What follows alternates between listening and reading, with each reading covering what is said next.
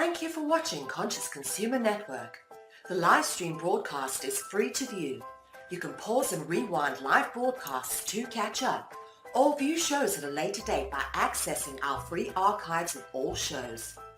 Check out our broadcast guide to see what's on. You can show your support by donating to our network support fund. Follow us on Facebook and Twitter, or subscribe to the monthly newsletter for updates. We thank you for supporting free and independent media.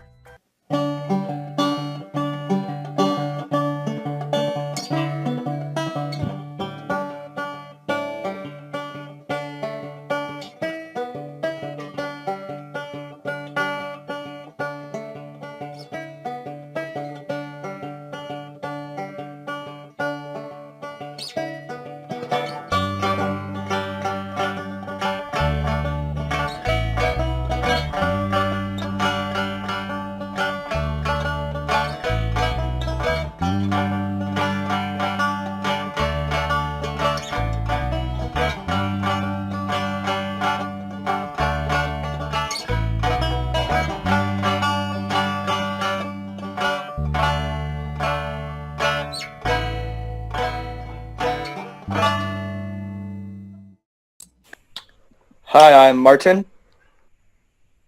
Hi, I'm Nathaniel. Yo, I'm Seth. And today we're talking about World War II. The pretty large and broad topic of World War II. Yeah, I mean, World War II is great, right? Lots of cheery things happened during there. So, Nathaniel, would you like to start us off? All right, so what we talked about starting off with was we were planning to start off by talking about what led to World War II. Now, we know about World War I and all the confusing stuff, but this isn't an episode like a podcast on World War I. This is World War II. So basically, after World War I, the Treaty of Versailles demanded that the Axis powers, or Austria-Hungary, Germany, and Turkey, the Ottoman Empire demanded that all three of them give up certain things. And yeah, so basically the Treaty of Versailles was really unfair. It was meant to humiliate the Axis powers and really sort of destroy what they had before. So yeah, and one of the main things that happened was that Germany was really hit hard with so many reparations that they had to pay to the Allies. Like only about 2 years ago, I think Germany fully paid off the war reparations from World War I. They finished paying it. So that's how big it was. It took almost 100 years for Germany to pay off this debt. So in paying off this debt, they didn't have as much money as they didn't have enough money to pay off everyone right off the bat. So anyway, Germany started printing money and in order to pay off the Allies, but this only decreases the value of their currency, and pretty soon it went from just inflation to hyperinflation, which we talked about in last week's podcast on trade and economics. So anyway, Germany went to hyperinflation, which means this is the rapid rise and fall of the value of marks. 1 second you would be standing in line to buy a loaf of bread and it would cost 4 marks. Then once you got to the counter, 2 seconds later, it could be almost 2 billion marks. So that's how bad it was. Children were playing with stacks of banknotes in the streets. And this was before the Depression. So then Germany, in the state it was, took several loans from the United States in order to pay off the debt, pay off the war reparations.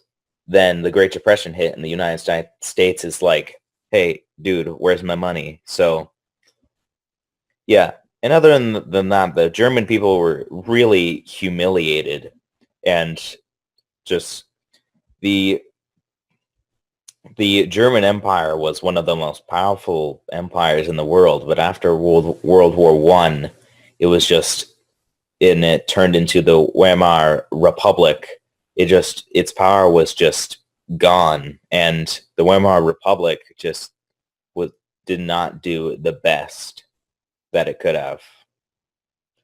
So yeah, so basically, next we can talk. So that's basically the Treaty of Versailles and what led to World War II, and the reasons that many Germans wanted to go. Well, the reason that the government wanted to go to war for these unfair treaties. Yeah. And yeah. Okay, so now I'm not going to go into detail about how Hitler was, elected, and how he became dictator of the country. So anyway, Hitler comes to power, and he's a great public speaker, especially when he's ranting. So a lot of people have come to his side, but actually he's not. He's actually, a lot of people like him, but a lot of people like him some people like him for his anti-Semitism and for his nationalism and his want to revive Germany. And most people want him because of his want to revive Germany, and some are just going with the flow because that's what everyone else wants. So yeah. After World War One, the country of Poland was created because the country of Poland was created after hundreds of years of being non-existent and controlled by the Russian Empire and the German, Austria-Hungary, Germany. So yeah, that popped out, and Poland came up, and so Germany was not very excited about that. So their first move was to take Poland. But before that, they rearmed the Rhine territories, which was I believe on the west side of the Rhine River, which was stated in the Treaty of Versailles that wouldn't be rearmed because it was on the border with France and Belgium. So Germany armed that border, that purposely going against the treaty. And also, Germany's military was only limited to about 10,000 soldiers, and they also went against the treaty when they recruited, I forget how much soldiers, but they went over the 10,000 men limit. So yeah, in 1939, Germany invaded Poland, which sparked many of Poland's allies to, which called many of Poland's allies to be like, hey, please don't say to Germany, hey, can you please not do that? That's not okay, man. Well, So, Russia and Hitler, Stalin and Hitler, had the Soviet Non-Aggression Pact signed at that time, so... Yeah. So, yeah, anyway, yeah, the Soviet Union and Germany actually had a pretty good relationship, but they were still wary of each other. And, yeah, the Soviet Union actually supplied oil to Germany, to the Third Reich during that time, but before Operation Barbados occurred. Wait, is that what it's called? Yeah, I'm confused. Anyway, yeah. So, yeah, that's Hello? the first. Oh, hello. Hello, Neil. Hello, Neil. Hi. Join us. Martin, Neil's here. Hey. Hey, Neil. So we're just talking about the first engagement of World War II. As I basically explained, the Treaty of Versailles and what led to World War II. So now I just finished saying that in 1939, Germany invaded Poland. Yeah, yeah. Sorry, I'm just a little bit Tired? just a little bit out of it right now. So yeah, Germany invaded Poland, and then that sparked all of Poland's allies to be like, hey, you can't really do that. That's, wait, that's actually, not a good idea. sorry, no. I think I lied. No. No one was really allied with Poland at that time. Actually, the Soviet Union invaded the eastern half of Poland at the same time as Germany. So, okay. Sorry. It's like, wait, I told you lies. No. That pact, though, with the Soviet Union was a very smart tactical move from Germany because they could invade Poland without worrying about Russia. Yeah. Since Russia could not attack them unless Germany attacked Russia at the time Soviet Union. Yeah, then Hitler made a really stupid move and invaded Russia. Well, the German kind of technology was not oil. fit for snow. So and as we learned from history, standpoint and from there are many things we learned. A lot of standpoints, it was just not smart. There are many things we learned from history. One, don't invade Russia, because every time someone tries to do that, they fail. Oh yeah, Russians are known for being very territorial and especially in the Great Northern War, where they just burned everything. They just used the same tactic over and over again. Like they burned every crop and town in sight for the Great Northern War when the Swedish invaded. Then for Napoleon, they did the same thing and even set St. Petersburg, I believe, on fire. And yeah, the same thing happened with Germany. They just destroyed everything.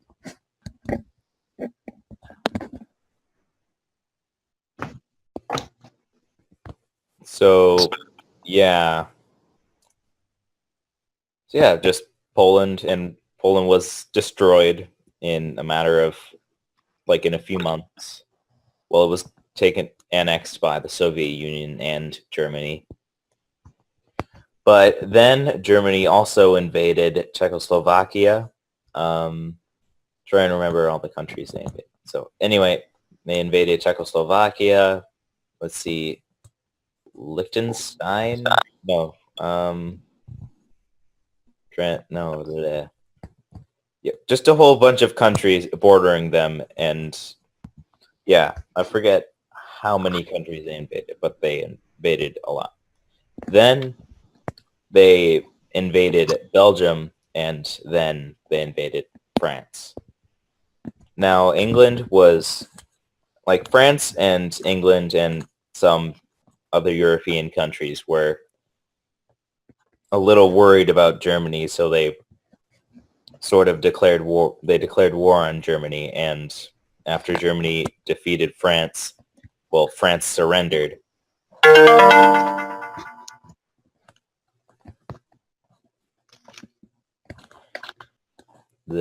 After France surrendered, and the Vichy government was formed in the south of France, or Free France.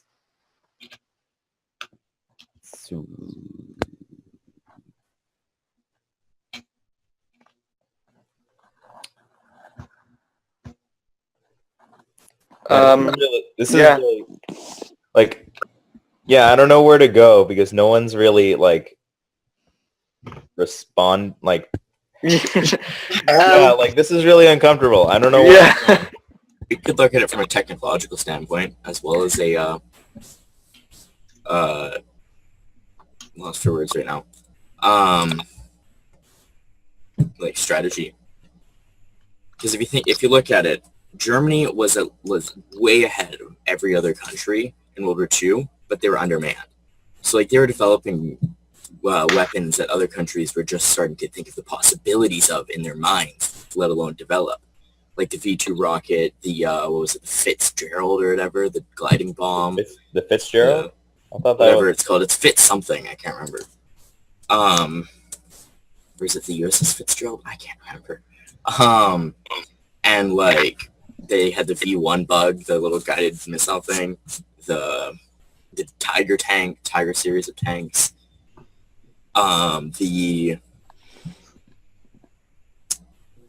that little, what is it, like, there's this little fighter that had a little rocket engine strapped to the back of it. Could only fly for like an hour, but it was designed to take up bomber formations.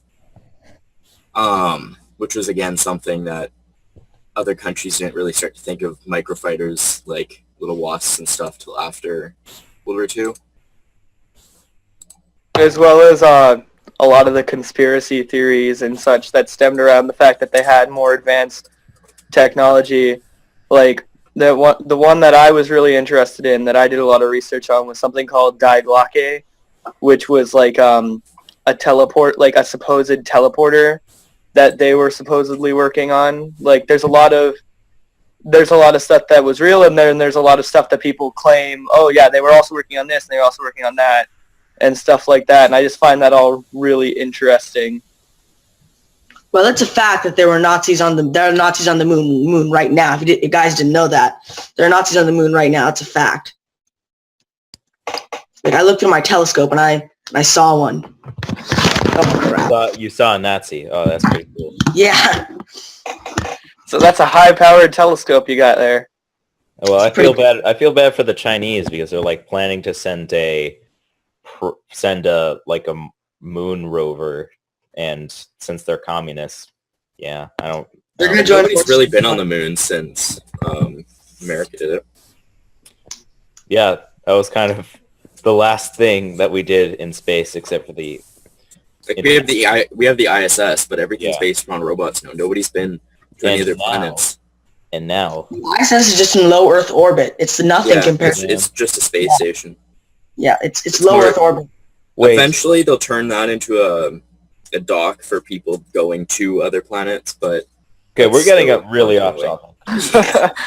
I was about to say we should have a space elevator, but I'm like, no, this has nothing to do with World War II. Oh yeah, And that is also it's a very good idea. There's a lot of not there's a possible. about that. Just Like, remember, literally everyone. saying- Just remember, everyone. The American Empire, the first space empire. We have a little bit of the moon. The Nazis are gonna- Canada is number one. That Okay, is a fact. So anyways, back Okay. to World War II. Anyway, the reason Germany invaded all the surrounding countries is that like they needed to secure resources for themselves. Like France, they had a lot of farmland so they can feed a growing population. And when they invaded Norway, that had a lot of iron and they were invading Sweden, which had a lot of iron in it for them to build weapons. And Russia had the vast oil fields and industrial complexes. So this is just kind of irregular, but I know that Martin texted me to get on the show because there were two people, but then Seth arrived and I'm just really, really tired from something that I was doing all weekend. So do you guys think the flow of conversation would be impacted too much if I just left, because I didn't know that I was going to be on the show today, and all weekend I've been at a conference, a Model UN conference, and I'm going to summer Thanksgiving tomorrow, getting up at 5 o'clock in the morning to like a 12-hour drive. Yeah, you're good. If you have to get up at 5 o'clock in the morning, I say you're excused. Yeah, thank you. All right, so yeah, just that's a good way to leave. That was a dramatic exit. Just you guys should talk about the Maginot line too. That's pretty cool if you already haven't. Yeah. Anyways, see you later. Thank you. Yep. Bye. Bye. Sorry I can't be on it. I'm just really tired. See ya. Hold on. I have a bunch of quarters in my pocket. This is really weird, but I have a bunch of quarters in my pocket, and this is like the Iowa quarter. It looks really weird, in my opinion. Okay. Like it's just a bunch of mounds. But That seems a little off topic. Speaking of things off topic. Okay. we also have Kentucky, just a horse. Okay.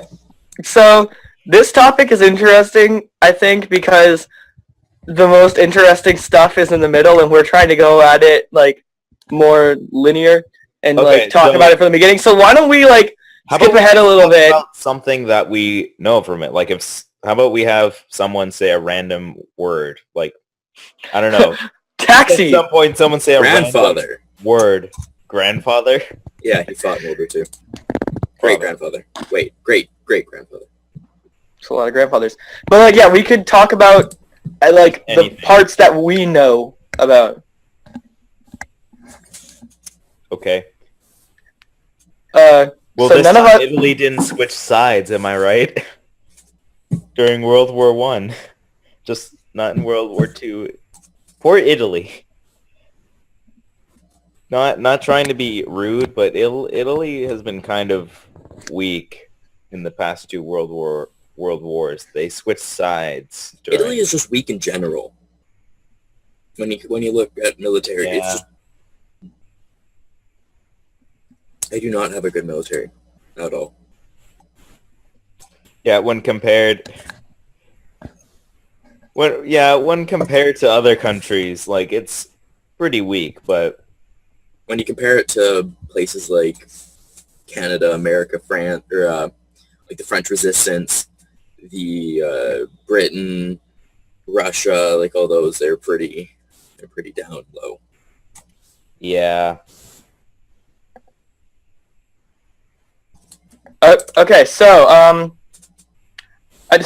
I think most of us live in America on the show.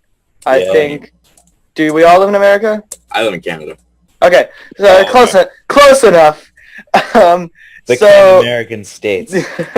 do we want to talk a little bit about how the U.S. got involved in World War II and what their involvement meant for the overall scope of the war?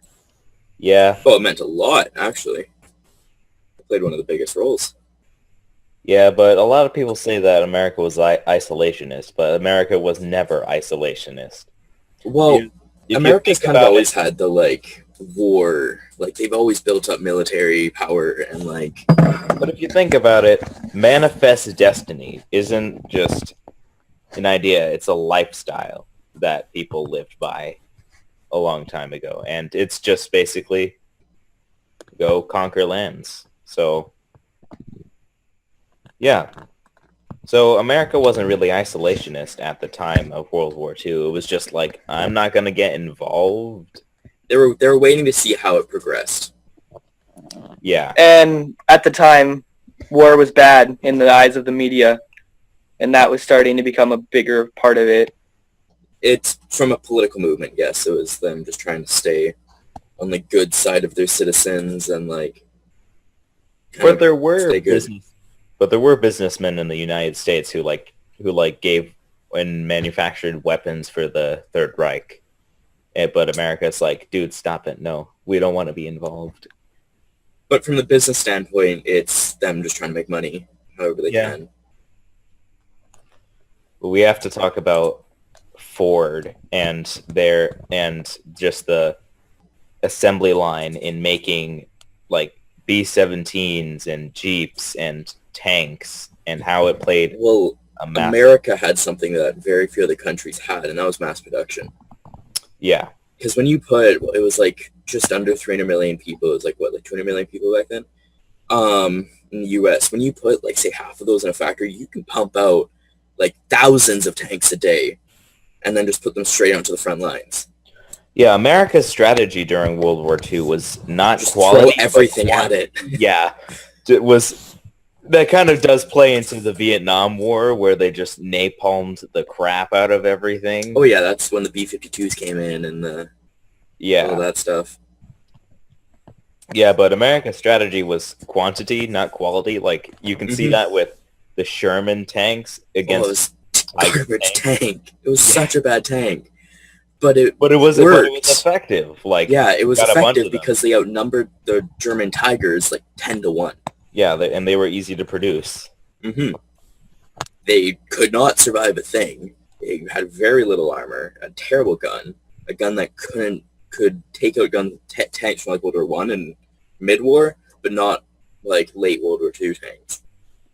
But it purely worked because they would send like 50 of them in at once and just swarm the hell out of everybody. That is sadly kind of like the paratroopers or Oh, the God. glider corps, just like suicide missions. Like, it's just so sad, just jumping out of planes just to get shot in midair. Yeah. What do you guys Well, think the about kamikazes. Wait, what?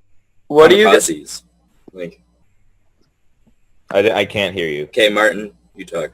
what do you guys think about how the media, like the media fascination with World War II in like video games, TV shows, comic books, regular books, like there's so many things that are center around World War II.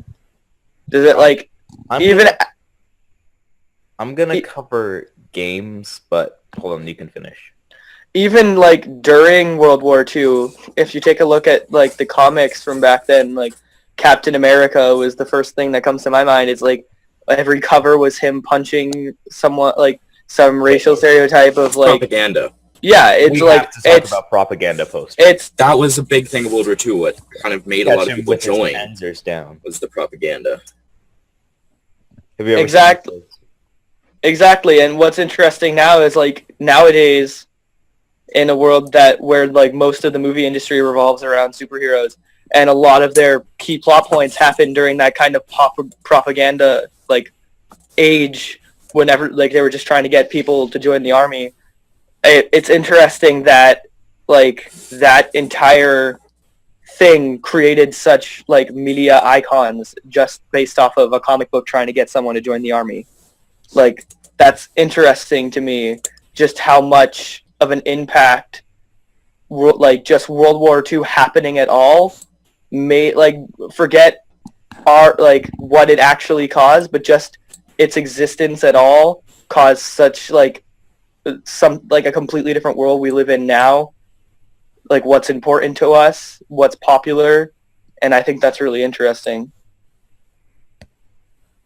Yeah, and especially like with both world wars, their effect on our modern day society. Like after World War One, the world crawled out, and it's like, ta-da! Welcome to the modern age, where Oh everyone. yeah, war is a Yeah. great time for progression. It's that time of year where normally you'd get one thing done in 10 years, but there you get 100 things done in 5 years. Like It's with the most wonderful time of the year. like during World War Two, where like women with men off fighting, women played in their own They women's. played a bigger role, you'd say, Ball. than the men. Yeah, In the factories, they did, like, they were test pilots. They, like, once it became later war and they, like, the rights movements kind of became a thing, they became test pilots for the planes, and, like, everybody was in factories. They played such a big role in World War II in the American side. And without them, to be honest, probably would not have gone as good not at all the same. yeah. But anyway, when I think about modern day media and like just games about World War II, nowadays I just feel World War II titles are getting a little old because they all covered the same exact thing. Like, And they're censoring stuff.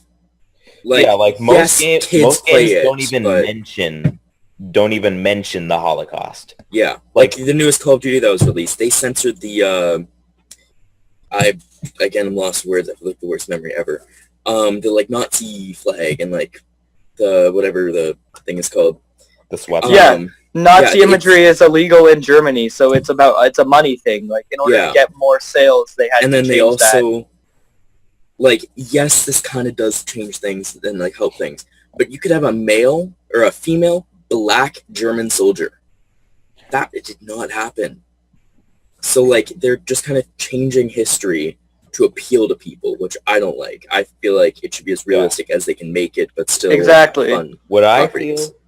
feel should happen, like there were several Korean soldiers and Asian soldiers that fought in the Normandy landings on the German side because like they fought for different armies and they were prisoners and then they were like transferred to theirs. Or Like my great grandfather, he was German side, and then he got captured and he drove trucks for the British. So like yeah.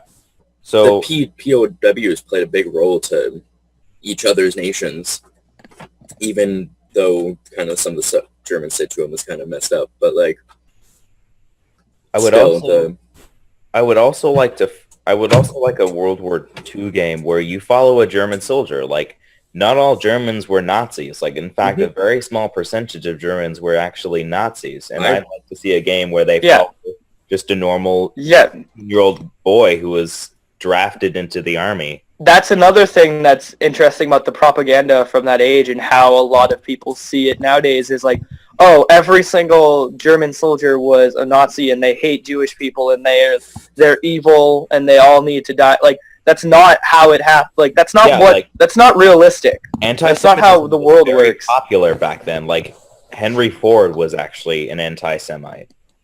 So, sorry, Martin, I sort of interrupted, but... Not really. Well, yeah, and very few Germans knew kind of what, like, the Nazi political government was using or doing, like, with POW camps and the, like, Holocaust, all that stuff. Not many people knew exactly what was happening. Only the people on the inside did. Like, a lot of the French and, like, those, like, that people that are captured, they were mistreated really bad. But then a lot of other people didn't really know that because they were just, like, they censored stuff and they didn't reveal everything to the public. And, like, the propaganda in Germany would, like, I wasn't alive during Nazi Germany. Like, none of us were in Germany or alive even. But from what I've heard, like, the amount of propaganda spinning Germany as, like, some great hero that's fighting for some great cause is, like, really, really interesting. And the entire concept of people fighting for their country without really knowing what they're fighting for is interesting because it happens in our country too. Like, why are we fighting? Like, why were we fighting for our country? Oh, because the Nazis are bad. Like, there's more to it in every single. Like, there's a lot more to it than just one thing. Story. There's always two sides to the story, and there's obviously always more than one reason for a war, for a global conflict to exist. Yeah, Winston Churchill said, "History is written by the victors," which is very true. I mean, if you look at it, like.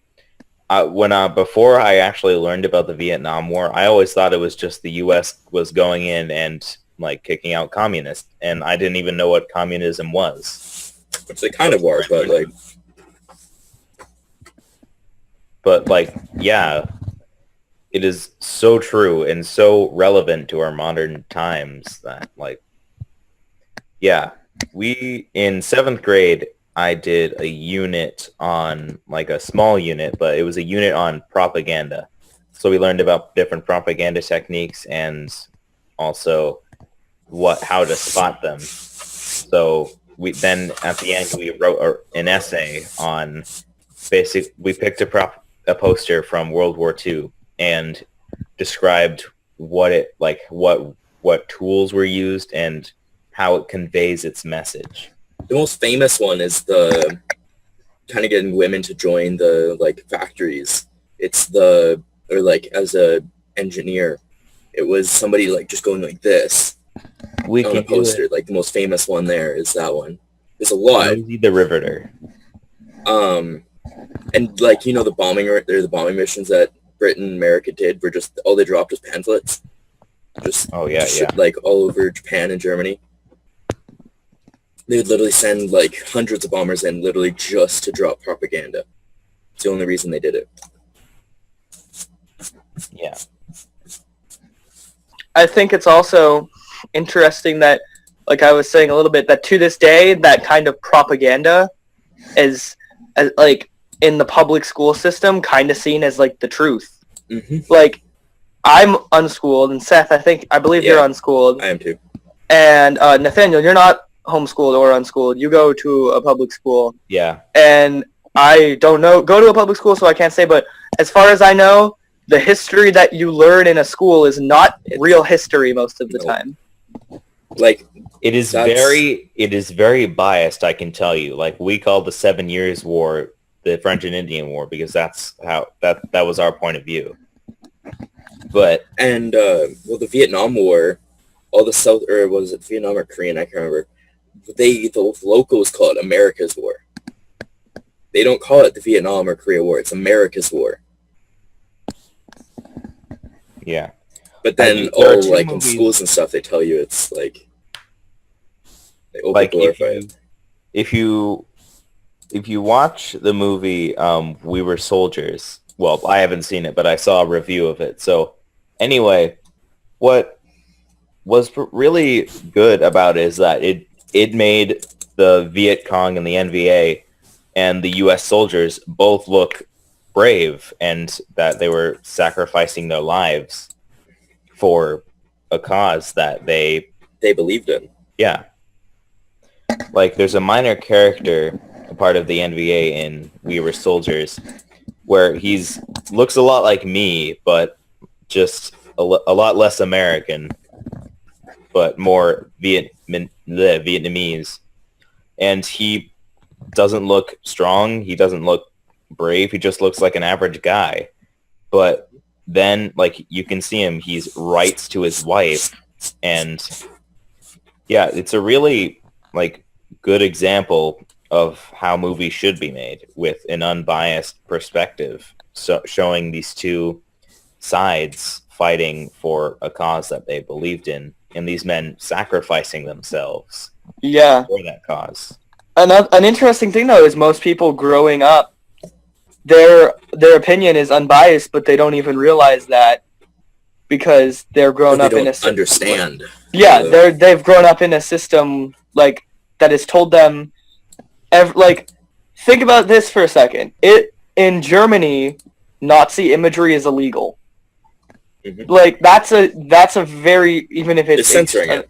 like it's an extremely dark period of history, but it's a very crucial piece of history in German culture. Yes, And it it's changed- largely changed like it's very largely overlooked in Germany, and to the point where it's literally illegal, like to like show any imagery or talk about it in any sort of like thing like that. And in America, a lot of people are like painted this picture of, oh well, Nazis and like all of German soldiers were like these Nazi evil people. And I just think that's really interesting how like both sides are censoring and being biased, and like kind of like both are basically like one is completely trying to ignore that Nazis existed, and one is completely like doing the opposite and trying to focus on that. And I think that's interesting that happens even in day-to-day arguments. Like having an argument with a friend, you focus on what you did as the good to paint yourself as the hero and the other Even if what person you as did the was villain. wrong. Even if you're in the wrong, like objectively, our brains are wired to make us look like the hero in our own story, because that's Yep. basically what we're living is our own. Like we have to always be Our the own hero, fantasy. otherwise our brains get all messed up, and it's not always even a conscious reaction. And I think the same can be said about Germany and America, because I don't think it's like a conscious.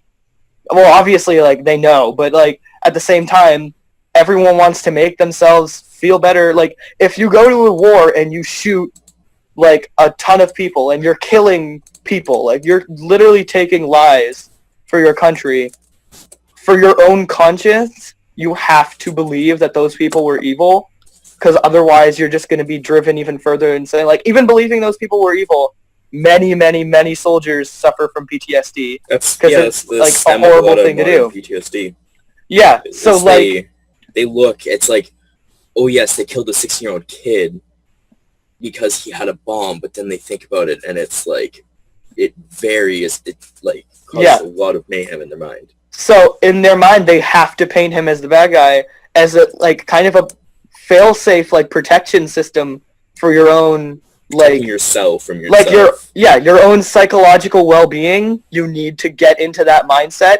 So I don't necessarily blame if someone fought in World War II and they want to have the outlook that all Nazis were evil. I don't necessarily blame them for thinking that, because they're thinking that to like help themselves cope with it. Like if it gets to the point of, oh well, they all need to die, like that's different. But if you're just trying to make yourself not lose your mind from things that you did, then that's important. And I think it's the exact same thing with Germany. Like that was a horrible thing that happened, and they want to forget about it because that's a horrible thing that happened. Like it messes with their minds, and I really think that people need to think about that aspect of it. The same can be said with United States, like with Same we said with any country, really. with Nazi propaganda being like Nazi things being banned. Like, how many times do you hear, like, I can say this, like, being in a public school, but how many times do you hear the story of how the United States kicked out and mass murdered thousands of Native Americans and just kicked them out of the United States and just moved them out west and over and over again went back on their treaties, went back on treaties, like killed almost entire tribes for no reason, and we don't really hear about this in public school. Yeah, like Well, Canada did the same thing, and you don't hear about that in school. like what we see is like in the Peanuts Thanksgiving cartoons and stuff with Thanksgiving around the corner.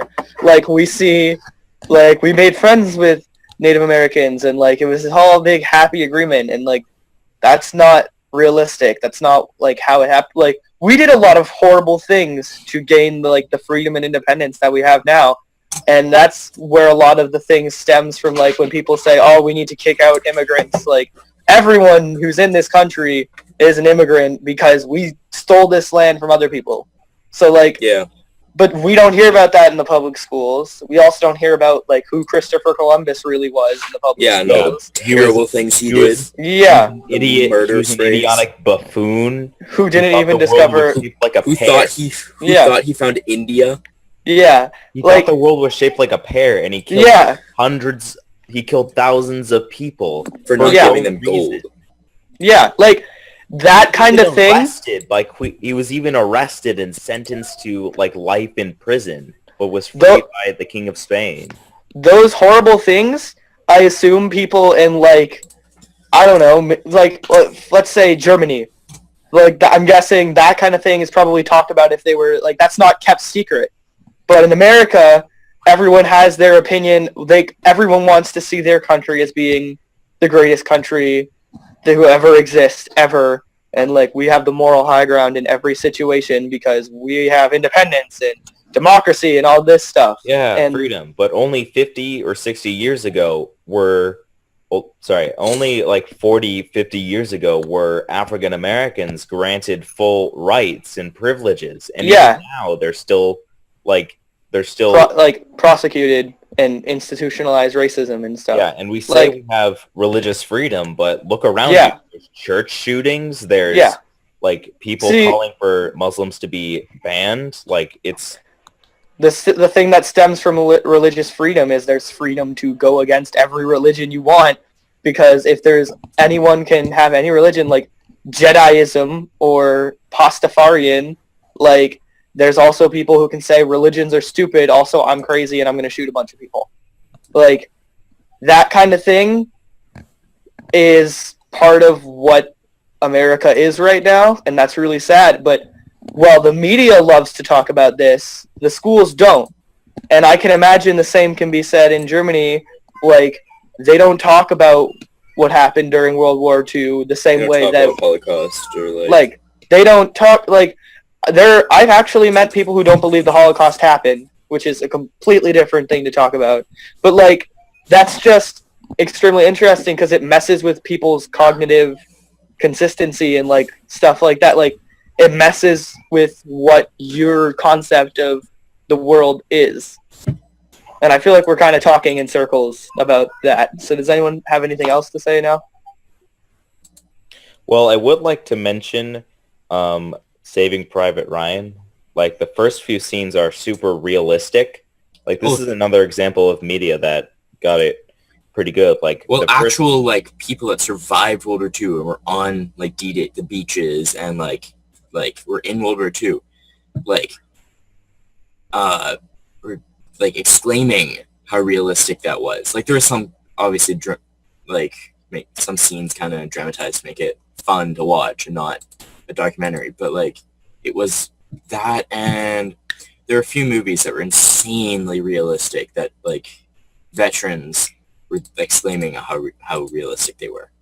Also, but I would PTSD also like causing. to mention, well, I feel that Saving Private Ryan wasn't really that dramatized. Well, they're of course they do dramatize a few things here and Yeah. there to make it fun and not boring. Yeah. Documentary, but like Yeah, Like, the main that reason kind- that they were able to storm like the bunkers was that the Germans were running out of ammo, so they didn't really mention that. But there is one part in the D-Day invasions that is really, really cool and like sort of tips its hat to tips its hat to people who fought in it. So there's two German soldiers and two who are surrendering. They go out of the trenches and go like this, and they're speaking a different language. And the two American soldiers are walking forward and are like, "Wait, what are they saying?" And then like, "What's he saying?" And then the German guy repeats again, but the two Americans shoot both of the guys who were surrendering. And afterward, the guy said, "Hey," one of the Americans looking over the body said, "Hey, did you catch what he said?" Then one of the guys said, "Look, I washed my hands for dinner." So like sort of making fun of him, which one shows that the Americans committed atrocities as well as the Germans. Mhm. And two, those two German soldiers weren't German. They were speaking Czech, which Yeah. really like tips its hat to many of the German soldiers who were not German, and they fought and they were forced to fight for them. So what the Czech soldiers were saying was, "Please don't shoot. I'm not German. I'm Czech. Please don't shoot." So it is a really cool scene that is super realistic and so good at representing what actually went on, that not every Yeah. German soldier was an actual German and not all of them believed in the Mo- Nazi I- belief. I would go so far as to say that most of them didn't necessarily believe in it, but the same way, like with the Vietnam War, that when people were, like American soldiers were drafted to fight, not all of them necessarily believed like what we were fighting for. And it's the same thing, like they're fighting for their country because the propaganda and the news outlets say that we should. And like that scene, I've never seen the movie, but I've seen a clips from it mixed together with the Metallica song Fade to Black, which is a great video. You should watch it. But that scene sounds like it does a really good job of kind of portraying that kind of thing, that like not all German soldiers were German, and even not all German soldiers were like Nazis. And I think that's really interesting, but I think we could probably go to break now because it's been about an hour. Yeah, it's So- 5 o'clock, so around 5 o'clock, so. Three here. Oh, Oh. boy. Okay, well, good for you. It's 5 o'clock here, and it's pitch black outside, so. Yeah. Okay, so you guys want to go to break? Yeah, sure. We got a 30-minute break this time. Toasty. Do we? Oh, well, Yeah, crazy. that's what I heard. maybe I heard I'm not- 15. I don't know. I'm not. Yeah, I think I heard 15 too. So Oh. stick around, Okay. guys. See you guys after the break. Woo. Like that is. Hi, I'm John Green. This is Crash Course World History, and today we're going to talk about World War II. Finally, a war with some color film. So here at Crash Course, we try to make history reasonably entertaining, and fortunately, World War II was hilarious, said no one ever. Mr. Green, is it like going to be one of the unfunny ones where you build to the big melodramatic conclusion about how I have to imagine the world more complexly? Me from the past, as long as you have that 8th-rate soup strainer, I'm not even going to acknowledge your existence.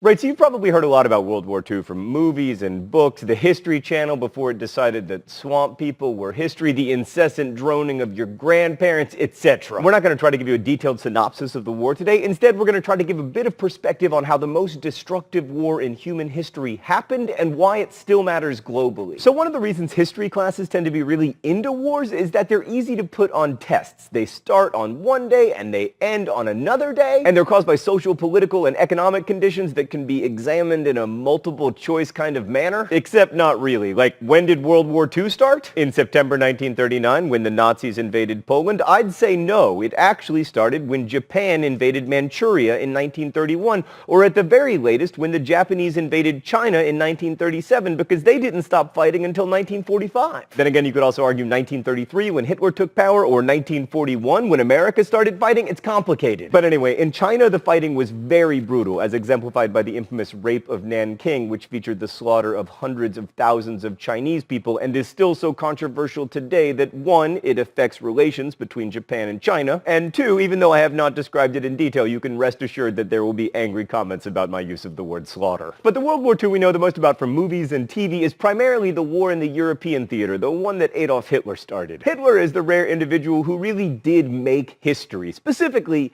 he made it worse. And if he hadn't existed, it's very unlikely that World War II would have ever happened. But he did exist. And after coming to power in 1933 with the standard revolutionary promises to return the homeland to its former glory, infused with quite a bit of paranoia and anti-Semitism, Germany saw rapid remilitarization and eventually, inevitably, war. In the beginning, it was characterized by a new style of combat made possible by the mechanized technology of tanks, airplanes, and especially trucks. This was the Blitzkrieg, a devastating tactic combining quick movement of troops, tanks, and massive use of air power to support infantry movements. And in the very early years of the war, it was extremely effective. The Nazis were able to roll over Poland, Norway, Denmark, the Netherlands, and then all of France, all within about 9 months between the fall of 1939 and the summer of 1940. So after knocking out most of Central Europe, the Nazis set their sights on Great Britain, but they didn't invade the island, choosing instead to attack it with massive airstrikes. I mean, you look at this poster and think, man, the Queen wants me to finish my term paper so I can do it. But when this poster was first produced in 1939, it was to quell terror in the face of bombardment. The Battle of Britain was a duel between the Royal Air Force and the Luftwaffe, and while the RAF denied the Nazis total control of British airspace, the Nazis were still able to bomb Great Britain over and over again in what's known as the Blitz. Stan, no jokes this time. Yes, the Blitz. Meanwhile, Europeans were also fighting each other in North Africa. The Desert Campaign started in 1940 and lasted through 1942. This is where British General Monty Montgomery outfoxed Erwin the Desert Fox Rommel. It's also the place where Americans first fought Nazis in large numbers, but most importantly, it's where Indiana Jones discovered the Ark of the Covenant. Okay, let's go to the thought bubble. 1941 was a big year for World War II. First, the Nazis invaded Russia, breaking a non-aggression pact that the two powers had signed in 1939. This hugely escalated the war and also made allies of the most powerful capitalist countries and the most powerful communist one an alliance that would stand the test of time and never end until like 3 seconds after the defeat of the Nazis. The Nazi invasion of Russia opened the war up on the so-called Eastern Front, although if you were Russian it was the Western Front,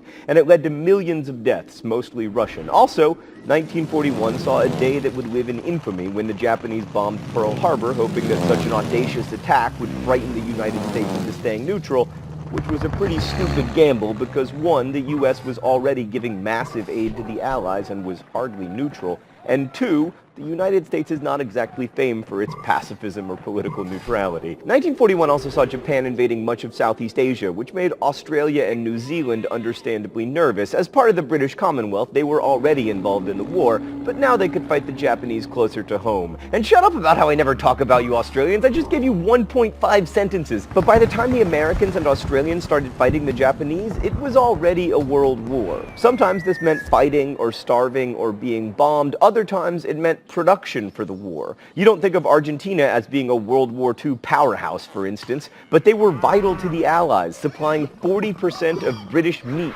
during World War II. Thanks, Thought Bubble. So not to sound jingoistic, but the entry of the US into the war really did change everything, although I doubt the Nazis could have taken Russia regardless. No one conquers Russia in the wintertime, unless you are, wait for it, the Mongols.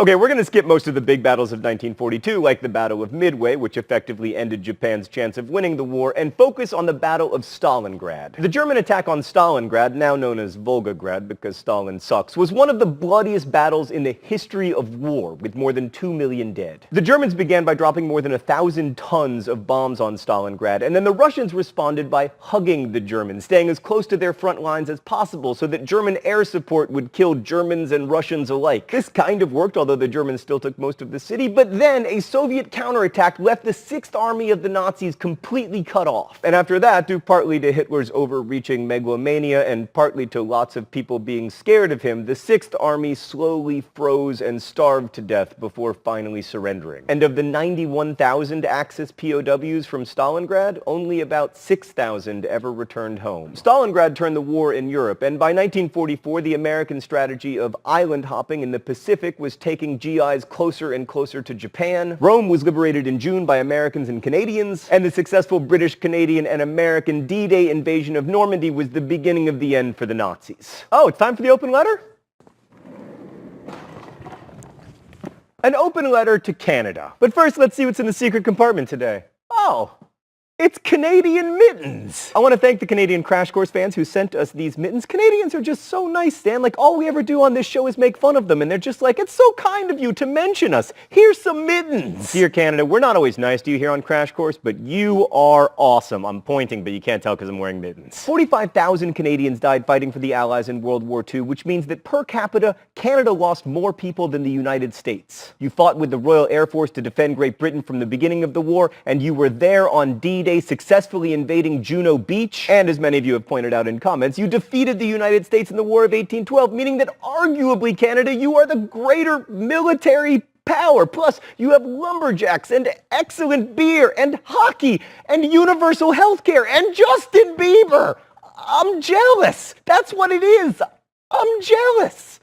Best wishes, John Green. So by the end of 1944, the Allies were advancing from the west, and the Russian Red Army was advancing from the east, and then the last-ditch German offensive at the Battle of the Bulge in the winter of 1944 and 1945 failed. Mussolini was executed in April of 1945. Hitler committed suicide at the end of that month, and on May 8, 1945, the Allies declared victory in Europe after Germany surrendered unconditionally. 3 months later, the United States dropped the only 2 nuclear weapons ever deployed in war. Japan surrendered, and World War II was over. The war had a definite cause: unbridled military expansion by Germany, Japan, and to a small extent Italy. Now, it's easy to claim that Hitler was crazy or evil, and in fact he was certainly both, but that doesn't explain the Nazis' decision to invade Russia, and it sure doesn't explain Japan's decision to bomb Pearl Harbor. And there are many possible explanations beyond mere evil, but the most interesting one to me involves food. Hitler had a number of reasons for wanting to expand Germany's territory, but he often talked about Lebensraum, or living space, for the German people. German agriculture was really inefficiently organized into lots of small farms, and that meant that Germany needed a lot of land in order to be self-sufficient in food production. The plan was to take Poland, the Ukraine, and Eastern Russia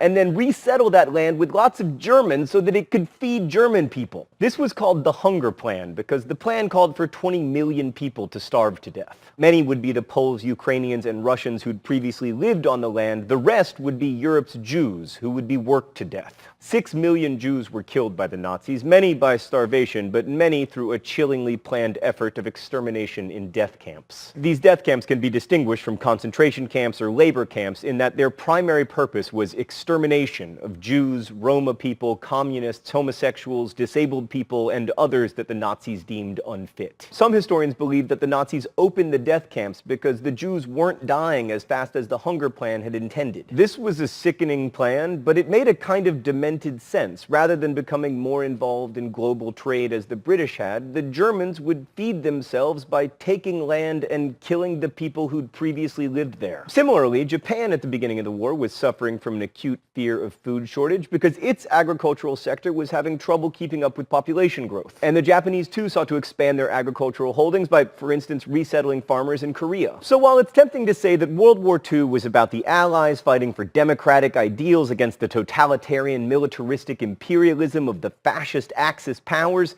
it just doesn't hold up to scrutiny. For instance, a hugely important Allied power, Stalin's Soviet Union, was like the least democratic place ever. Stan just said that was hyperbole, but it's not. Stalin's Soviet Union is tied with all of the other completely undemocratic countries for last place on the democracy scale. It's a big community there at last place, but they're definitely in there somewhere. And by far the biggest imperialists of the war were the British. They couldn't have fed or clothed themselves or resisted the Nazis without their colonies and commonwealth. So why is World War II so important? Well, first, it proved the old Roman adage, homo homini lupus. Man is a wolf to man. This is seen most clearly in the Holocaust, but all the statistics are staggering. More than 1 million Indian British subjects died, mainly due to famine that could have been avoided if the British had redistributed food, and their failure to do so helped convince Indians that the so-called superior civilization of the British was a sham. More than 1 million Vietnamese died, mainly due to famine. 418,000 Americans, more than 1 million non-combatants in both Germany and Japan, and 20 million people in the Soviet Union, most of them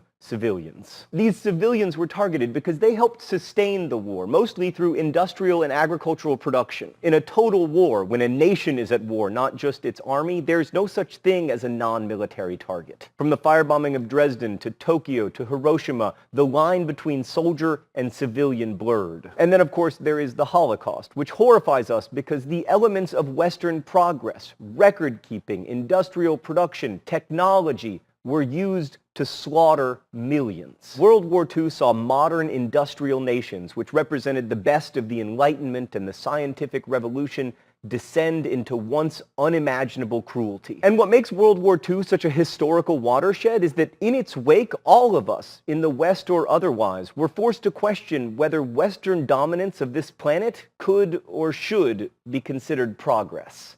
Thanks for watching. I'll see you next week.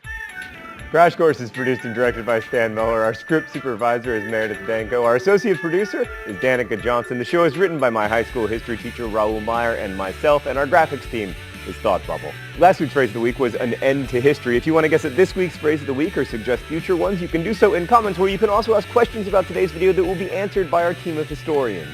If you enjoy Crash Course, make sure you're subscribed. Thanks for watching, and as we say in my hometown, don't forget to be awesome.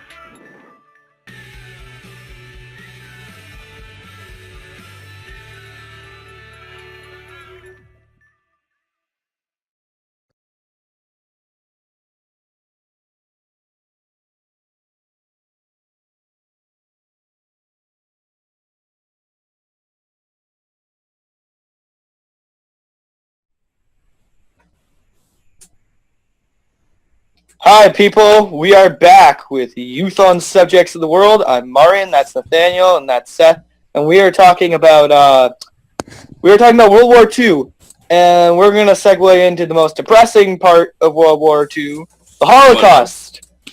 So, who wants to take that away? Nathaniel, I vote you because you're a royal minister, and that's cool. Okay. Wait, what does the royal minister have to do this?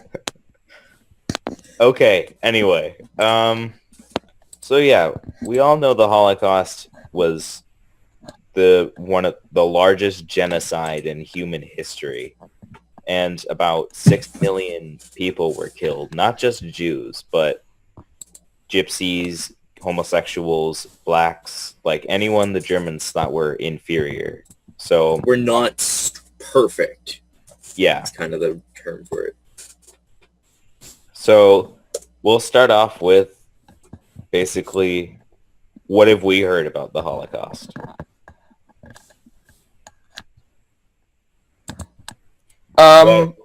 What I've heard is I've read a couple of those, like I've read a couple articles, and I've seen a couple of those, like, trendy videos that, like, your aunt shares on Facebook talking about, like, where it's Holocaust survivors talking about their experience, and, I just think it's so horrible that you just, like, after hearing about it, you just kind of feel, like, numb in general. It just feels really, like, everything feels really weird and, like, off, and, like, it shouldn't be real. Like, that, what you just heard couldn't possibly be real, because it sounds like the plot of, like, a book.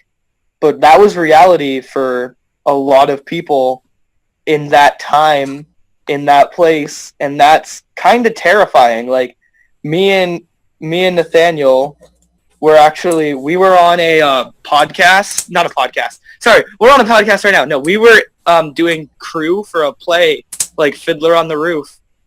And Fiddler on the Roof, everyone's Jewish, and it was kind of, like, sad because at the end, some of them go. Where do they go, Nathaniel? Yeah, so one of the families actually go to Poland, and it was Krakow, I think, and that was one of the hardest hit cities. And another another group of people, they were in Russia at the time, and the Germans didn't have a very nice view of the Slavics in general. Oh God. Hey, you said I should wear a hat. Hold on. Yeah, I'll just stick with this one. A baseball hat, not a... Just a baseball hat? There we go. There. I I got it. need headphones so we all match perfectly. Well, I have a mic in, so like can't do that. I want to Sorry. get like a stage grid, like a studio. That's grid. great. Okay, so don't mind the noise. yeah, so after being in that play and hearing that line, it's just like, oh, that's Like, horrible. no, don't go to Krakow. Yeah, that's do that. horrible. Like, they're all gonna die, and that's terrible. Because, like, another thing that's interesting, like, just about that play in general, is, like, there's a couple things. Like, there's a lot of stuff talking about, like, the communist revolution in Russia. Like, there's a lot of interest, but, like, that scene in particular made me think, because you're watching a play, so, like, you get to know these characters, and then you find out that they're gonna die in the Holocaust, and it's just kind of like, it makes it Like, feel... no, why? It makes it feel more real because Boy you're in like the you're. Striped Pajamas did that. Oh my Very gosh, sad book. that movie! Oh. I Book and see. movie, yeah. That's so sad. Whenever like when I was in school, we always meant to watch the movie, but we never did. Just read like halfway through the book. Well, why are we all silent now? I don't know. It got sad. Yeah. So, Seth, what do you have to say about the Holocaust? Not much. To be honest, I didn't really do too much like research or like communication or knowledge-based stuff around the Holocaust. Most of my knowledge about World War II just comes from the technology and like technological advancements, rather than Wow. There were technological items. Or there were definitely events. technological advances on how to kill a lot of kill people. people. Yes. Yeah. I don't know. I don't have much to say about the Holocaust. Yeah, it's just really sad if you think about it. Like, Jews have been just been persecuted throughout their history. Like, from going out of Egypt, they were for 80 years. The Egyptian. I looked this up and I did some research on this. For 80 years, the Egyptians mass murdered male children from took them out of their mother's arms and murdered them. And during the Crusades, along the way to Jerusalem, the Crusaders killed hundreds of Jews and Christians alike. And it's really sad how humans can treat each other over just what we believe in. And even now, with Israel being one of the most hated countries ever, so many people want to either destroy it or just kill them all. It's just really sad how human nature, how humans are to one another. The same can be said with Muslims in, I forget where, but it was some Asian country along the Indian Ocean. But Yeah. The Holocaust in general is a great look at how cruel humans can be towards other humans for no good reason. yeah, just For no in plausible benefit. and just in general, the Holocaust, there's no reason for that. There's no reason that Jewish people are bad. Yeah, the reason for killing all of them, killing 6 million people, was that many people thought the downfall of Germany during World War I was caused by the Jews. This was this is the equivalent of a conspiracy theory, being the cause for 6 million deaths. Like, say, Yeah. what's a conspiracy theory that we could 9/11. like 9/11 was an inside job. 9/11 being staged by the government, and then have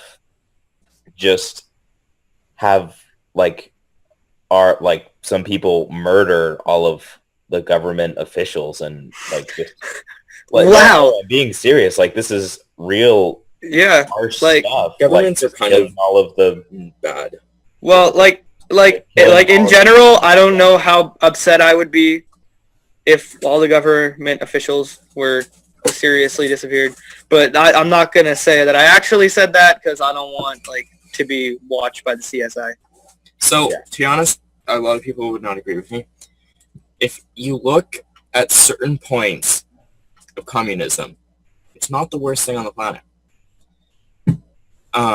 Like as a type of government, just because yeah, I believe everything is equal. Yeah, I Rich believe people I are believe poor, in poor people communism. are rich. I There believe is in no communism. power. Like I believe in communism. Like I feel that just the Russian interpretation, Russians and China, like like Russia their and China did interpretation not, of it was like Marxism, whatever, and Stalinism. I kind of believe that communism could have worked. Like Marx could have worked, Could but work. I also don't necessarily think even if it could have worked, I would have wanted it to work. Because I'm kind of like against that. I don't know.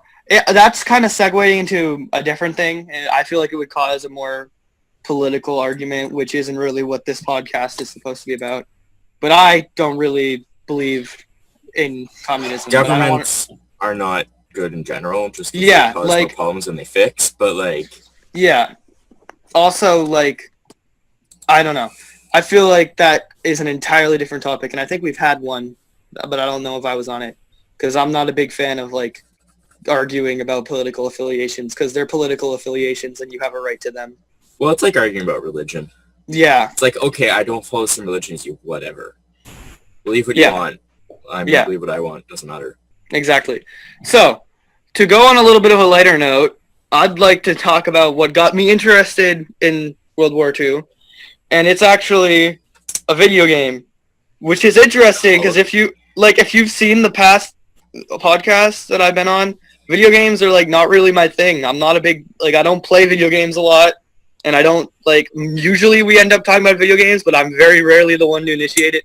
But I'm gonna bring up video games this time. I'm the video game person. Yeah, like video games in general I'm not a big fan of. But I really got into the plot of the Nazi zombies sub game inside of the Call of Duty games by Treyarch. And sorry, that was me. what is going You're on? buzzing. I hear Sorry, like that was My mic unplugged. From, it's the Nazi aliens coming to kill us all. okay, um, yeah, timing, but sorry, oh my like- God, that was weird. I unplugged my mic, and it's like, hey, you unplugged your mic. Did you do that? then I just Ever get plugged it back in, and it's like, disconnected? hey, you plugged it in.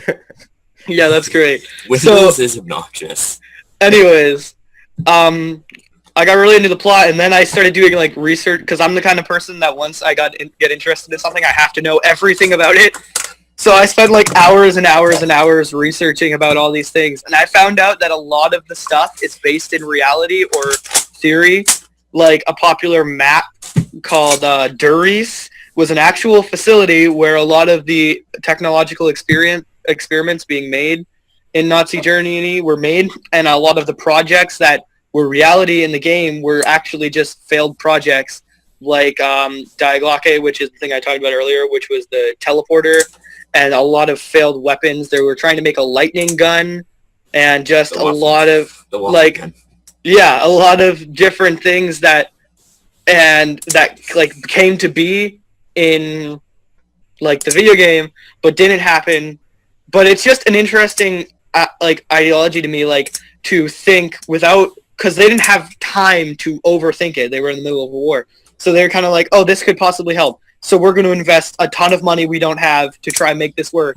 And most of the time the projects failed. But that kind of do it or die kind of thing, I'm going to try this even though I know it won't work, is just interesting to me, and I got super into that and followed the plot, and I actually wrote a paper that compiles all the information I could about all of their projects. And at one point, I think I wanted to have it published or something. I don't know. But, like, I got really interested in that, and then I started learning more about other aspects of World War II based off of that, and mainly Not the so tech, nice parts. like, yeah, the not so nice parts, and because my interest sparked from the technological side of it, and then Which is what which is like, and then it grew into like the more philosophical side of it, and like what it was about and stuff, and like the propaganda. So that's why I wanted to talk about this. What about you, Seth? I kind of I'm a video game person. I have probably 50,000 hours in all my games. Not combined. I mean combined. But I kind of played games like War Thunder, which is it's based around the complex, very realistic games. Yeah, they take the most detailed of reports of all these planes and vehicles, and then turn them into things that you can fly or drive or whatever. So that kind of started my love with World War II and learning about the technology and advancements of World War II and Vietnam, Korea, in those times. Because that was also my first PC game, so it was I now have I have 1,500 hours in it. That's cool. What about you, Nathaniel? Hold on, just one more thing to add to the lightning gun thing. So wouldn't that be kind of like a taser? A taser, but uber powerful. No, it's a taser, except there's not a stream that it's literally shooting electricity. Okay. Because I looked up, wait a minute, when was the taser invented? It's So that kind of thing, a lot of that, it's interesting I guess to elaborate a little bit more. What's interesting to me is they tried to create this, and what would the world have looked like if it had happened like it happens in the fictional video game? So they failed because they did not have the technology to harness the power. They basically just took a Tesla coil and tried to shoot it. But in modern day technology, it would be possible to create something like that could physically shoot a ball of electricity. It would just be very power draining. America's currently working on their the railgun. The railgun, and it drains so much power, it can be fired once. So that kind of thing would be the same way, but in a smaller form, and it's not firing a magnetic rod, it's firing electricity. Yeah. Actually, on our Facebook page, the Youth on Subjects of the World Facebook page, I can actually post a couple links if you the audience are more interested in the projects that we're talking about here. If you want to check them out for yourself and check their authenticity and stuff, it's a lot of really interesting stuff, at least to the people on this podcast. So if you want to check that out, I'll don't post always links trust to those Wikipedia. things. Yeah, don't trust Wikipedia. I'll post Only trust Wikipedia if you check the sources. I'm gonna post a couple different links and try and do my best to make sure the sources are checked. Most of them is just theories. None of them is 100% fact, because that's hard to do in Nazi Germany. But anyways. Oh yeah, most of the data was destroyed or hidden. U.S. government. So, you guys have anything else you want to talk about World War II? Well, I never shared how I got Oh yeah, do that. That seems to happen for some just in normal life. After I go off talking about something else, just people totally forget about what they wanted me to say, and I'm just oh, okay. But anyway, so I'm just a huge history person, and what history buff wouldn't learn about World War II? True. And we also did a unit on World War II in 7th grade, but I didn't really like it that much because some of it provided a biased perspective, except for the final project, which I did. I covered communism and its rise in Russia, basically the story of how it became the Soviet Union. So yeah, How communism became kind of aligned with the Soviet Union. yeah, how like basically the government before, how it operate, like yeah, basically yeah. So anyway, yeah, I'm just a history buff, and I have books on it. And yeah, my dad got me Band of Brothers when I was Oh, like that's good. 8 years old. So Yeah, that's another one of those TV shows I was talking earlier yeah, it's about how it's very realistic and it's based off an actual group. yeah, kind of like We Were Soldiers. It was based off of We Were Soldiers Once and Young. Part of this group was actually they were like a light reconnaissance unit. They one thing they did in D-Day was they got behind enemy lines and destroyed the artillery. Yeah, So Major there's Winters- evidence. They Major found Winters forts responsible for that. and beds and all that stuff buried on the beaches of D-Day from like these squads and these platoons. Paratroopers. Yeah. They were like the badasses of World War II. Special forces of World War II. To be honest, I kind of feel like if you fought in a war at all, I kind of feel like you earned the badass rate. Yeah, but like these are the badasses of the badasses. Whoa, the super badasses. The uber super badasses. Super Saiyan 2 badasses. Not quite that badass, but But what about the British Commandos, like, or the Canadian, or the Canadian Oh, Special you have Forces to- is mad. the Finnish ski troopers? Canada has snowmobile troopers. Okay. Anyways, you guys are like you're like Canada has this, Canada has that. Anyways, What Canada's great? Well, Canada actually, a lot of other countries base their training programs from their military and special forces off the Canadian system because it's that good. I'm actually from Canada, so yeah. So yeah. I don't know. I cut you off, Nathaniel. Yeah, just say. No, I was just gonna say, like, yeah, I love Canada because one, I feel that people like they're not really Canada. Like in my system, it's like in public schools, it's other World War II like chapters are just talking about the American story and how America came in. It's like America. bam, bam, bam. But you got like many other countries. Every country played an equal role, really. Yeah, like, yeah, and I didn't even know Canada fought in D-Day until like. They played one of the bigger roles. Same thing with Yeah. America. Like, America, Britain, like all of them played some of the biggest roles in World War II. But if they weren't there, probably would not have ended the same. Like, Russia still would have kicked Germany's ass. Yeah, But obviously, because it's because it's Russia. But because like, it's the Soviet Union.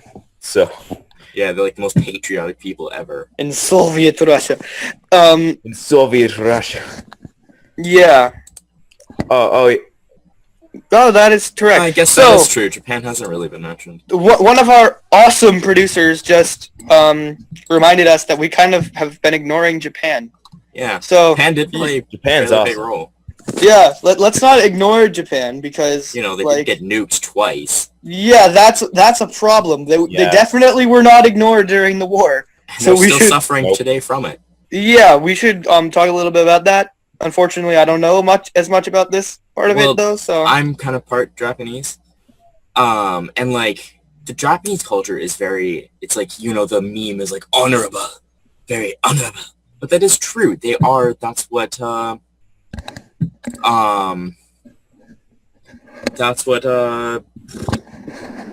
the samurais are. They're very honorable people. Even They though they don't only- really show that very much. If you look throughout Well- history, the samurai were just a bunch of backstabbers. But then again, they followed certain rules inside the rules. like chivalry for knights. Yeah. And like the kamikazes in World War II, they were honorable people believing in what they believed in, but they were dying for their country. If you forget that, oh yes, they're killing Americans, but then Americans kill Canadians. Or Japanese, but like they were dying for their country because they believed in it. So like they still kind of did some messed up stuff, but they did still believe in they died for what they believed in and were very like honorable on that side. And like even today they still kind of regret a lot of the things they did during World War II.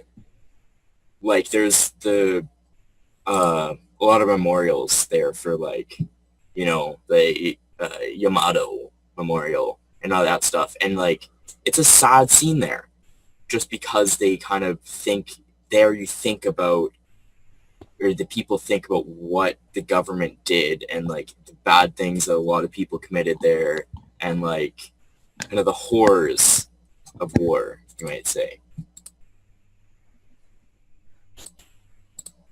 Well, yeah. So should we talk about Hiroshima and Nagasaki or just... Cities that are still decimated today?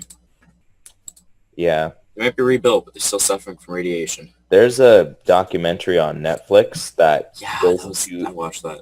The one where like it follows the stories of different people and what happened to them.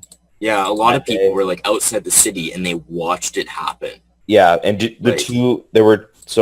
is so dark and so amazing at the same time. Like it just gives you a real sense of how horrific it was and how it was like hell on earth. Like I'm that kind of person that I find explosions very beautiful. I like how the fire looks. Like I've always found fire very beautiful.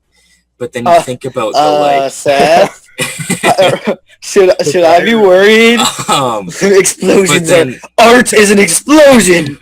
Explosion is an art. Explosion. So like I watch the testing of that stuff and I find that. But then I think about like them actually being used in combat.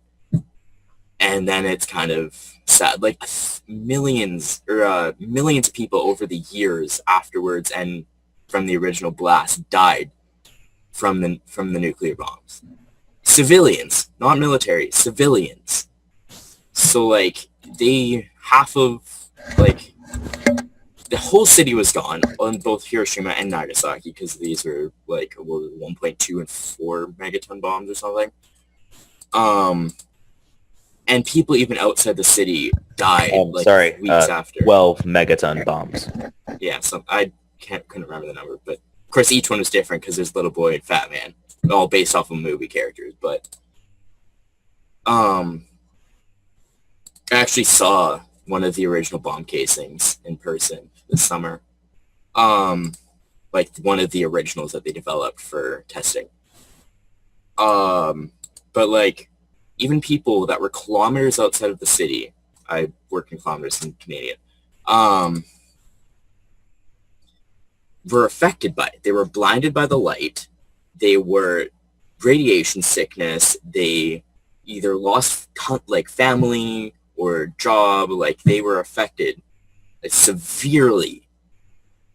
And if you look at the American side, it ended the war and then at the same time saved millions or hundreds of thousands of allies' lives because it kind of ended the war for Japan. I don't know. It's a very touchy subject for some people there, just because they find that stuff funny. If you look at the fascination with World War II in like our culture, like it's interesting because it's really not it's a really horrible, like there were a lot of horrible things that happened even if their outcome was good. Like war is not nearly as black and white as war is hell. Like war is not nearly as black and white as some people think it is. As a lot of people think it is. Like if you look at, I know I keep coming back to this analogy, but like Captain America, the Captain America movie. He's the hero of that movie. It made it look super just simple.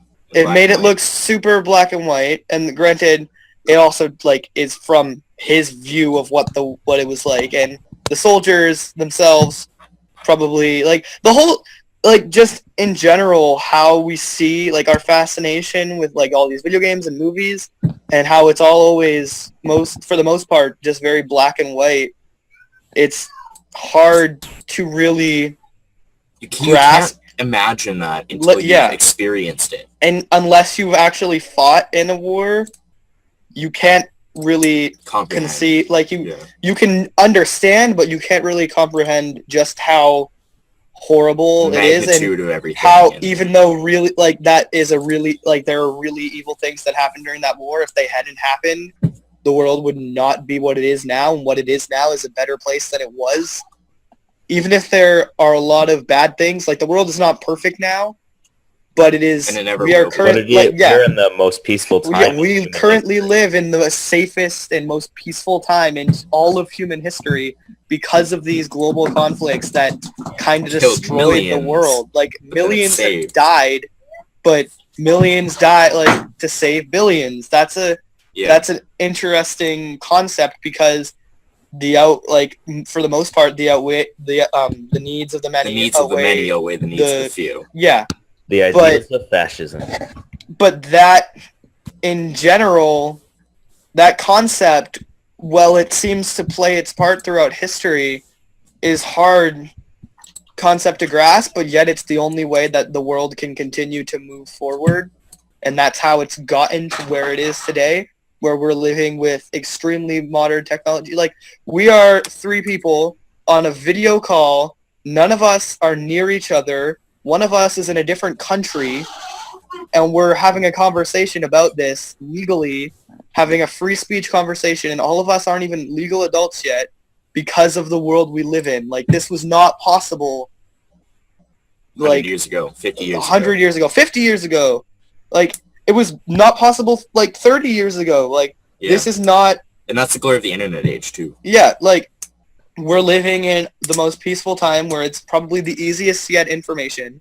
So nowadays, it's very easy to say, oh yeah, war isn't black and white. But then, with the amount of information that they had, like the public, it was not an easy conclusion to come to. So like, when we look back on the history books and how people perceived war, we cannot think about it how we currently perceive war, because we have more information in front of us now than they did then as the public. Like, there was no internet to just look up random facts about World War II then. While World War II was happening, the general public of the countries involved were just being fed the propaganda of their country to make their country look like the good guy. Nowadays, that doesn't work because we have a global network that everyone can hear Google. from different opinions. Yeah.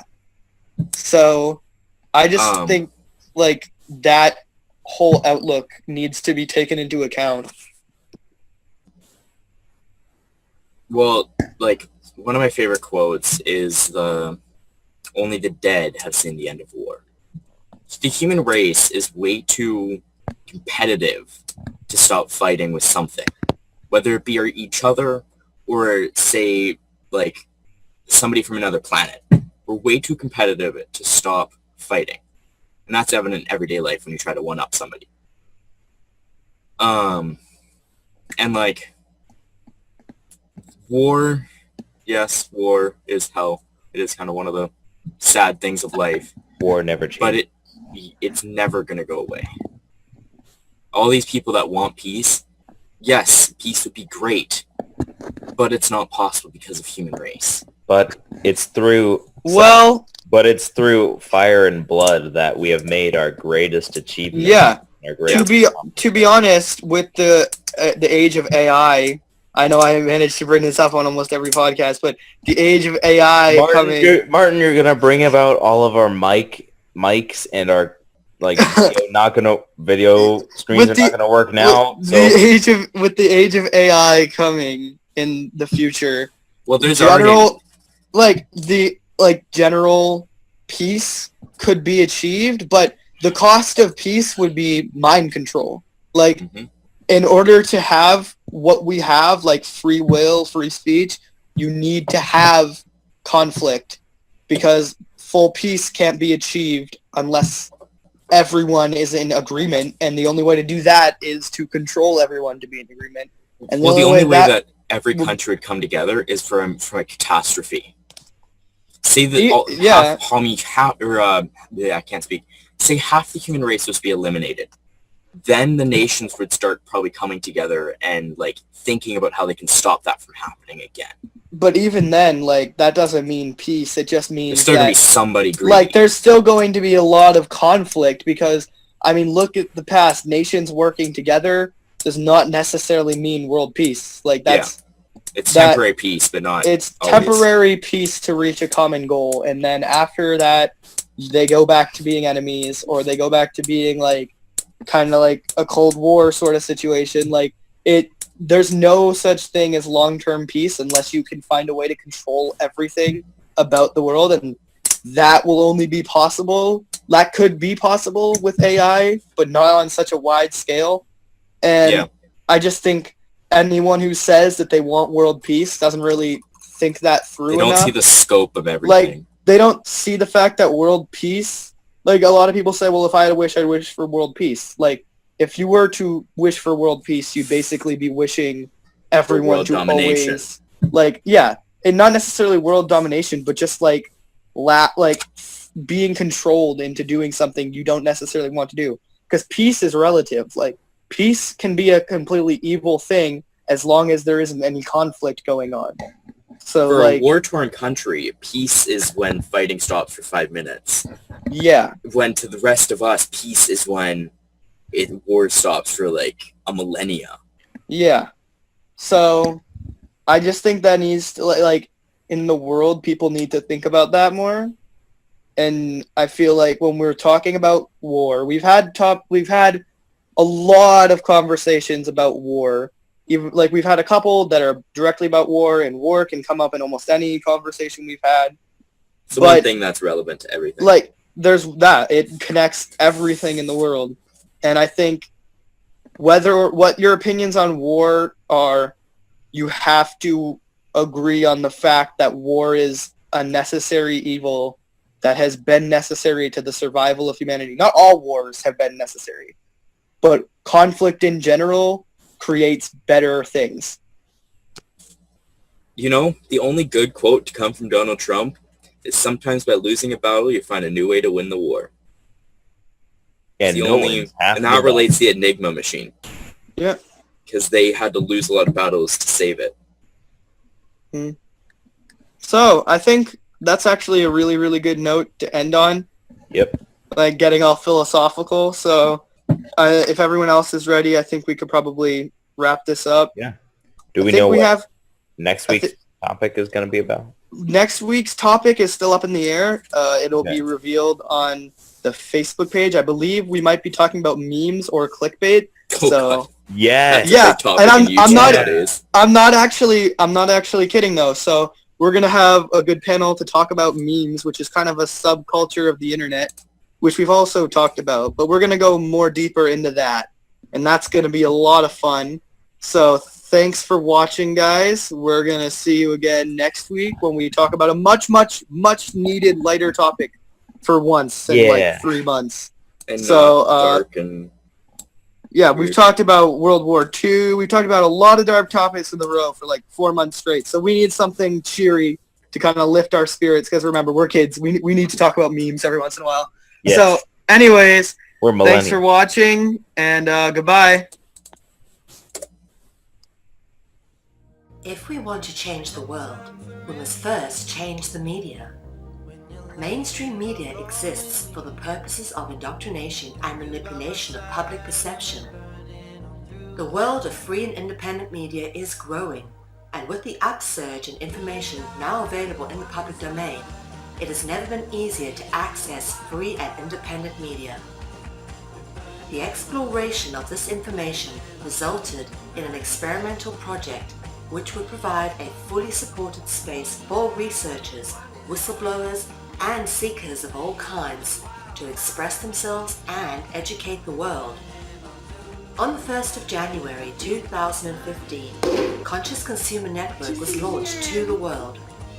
Nobody thought we would make it this far, but CCN is the longest running free and independent media network of its kind. CCN is a unique collaboration of hearts and souls, bringing you information from different perspectives to educate and inform. Since we started CCN, we have had only one desire, the pursuit of a free, fair, just, sustainable world, and this has not changed. Having overcome many challenges over the last 2 years, CCN is here to stay, and we've got great things lined up for 2017. Help keep CCN on the air by supporting the 2017 Network Support Fund.